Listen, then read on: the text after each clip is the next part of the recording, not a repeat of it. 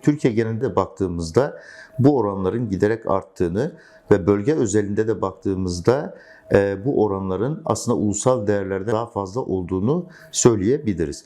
Bunun da temelinde hepimizin bildiği gibi uzun yıllardır bölgede yaşanan çatışmalar, olağanüstü hal dönemleri, yaşanan antidemokratik uygulamalar ve insanların zorunlu bir göçe tabi tutulması, ölümler, yaralanmalar, travmaların tekrarlanması, bu yasların, bu acıların tanınmaması, meşru görülmemesi bu acıyı daha da derinleştiriyor ve acı bağımlılıkla çok bağlantılı. Çünkü insanlar bir şekilde madde kullanımına, alkol kullanımı ya da bağımlılık durumuna acılarını dindirmek için de başvurabiliyorlar. Bir şekilde kendi kendine tedavi yöntemi olarak, yani o acıları yatıştırabilmek, ruhsal boşluğu doldurabilmek için bir şekilde bu tür maddelere başvurabiliyorlar. Eğer bir genç gelecekle ilgili bir umut taşımazsa, gelecekteki yaşamla ilgili bir anlam, bir değere tutunamazsa doğal olarak başka arayışlar içerisine girebilir ve o boşlukla mücadele edebilmek için,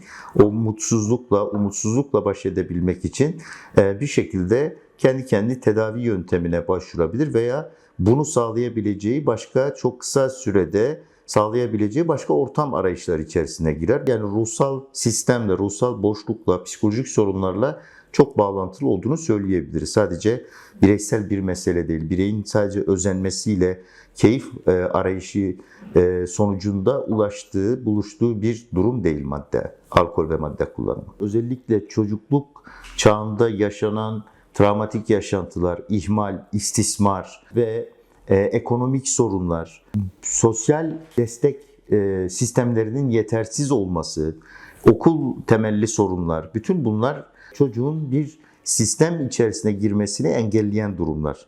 Sistem dışına itilen çocuk, ötekileştirilen, dışlanan veya o imkanlara ulaşılamayan, sosyal desteğe ulaşamayan çocuk bir şekilde kendini başka şekillerde var etmeye çalışır.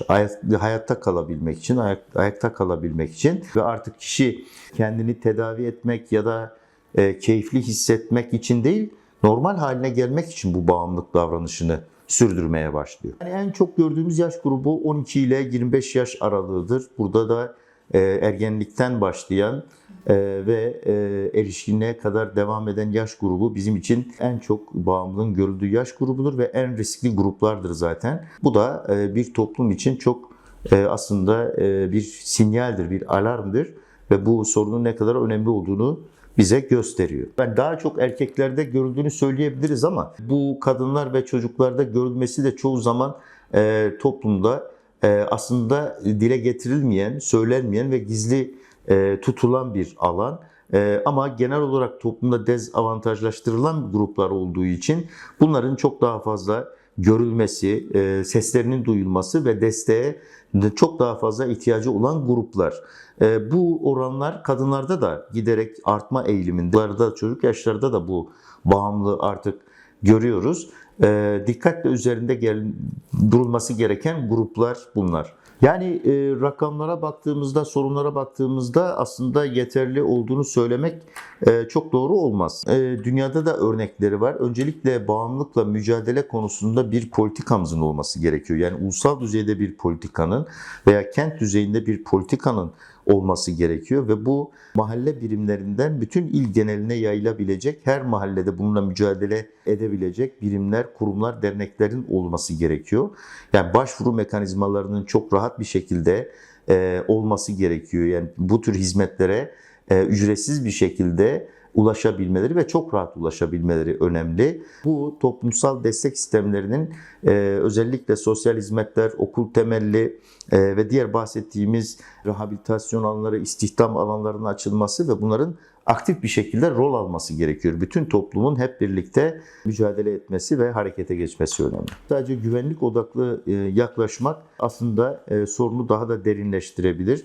Burada tabii ki güvenlikle ilgili mücadelenin yapılması gerekiyor. Yani içici ile kullanan ile satıcı arasındaki ayrımın netleşmesi ve keskinleştirilmesi çok çok önemli ve kullanıcıların daha cezalandırıcı bir sistem yerine daha onarıcı, daha kazanımcı bir yaklaşımla yaklaşılması gerekiyor. Daha rehabilite edici bir yaklaşımla yaklaşılması çok daha sağlıklı tıbbi açıdan.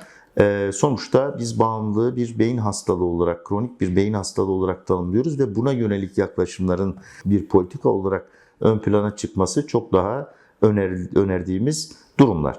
Bu gençler ne yapacaklar? Yani bir iş bulma, bir işe sahip olma, ekonomik özgürlüğüne sahip olması gerekiyor.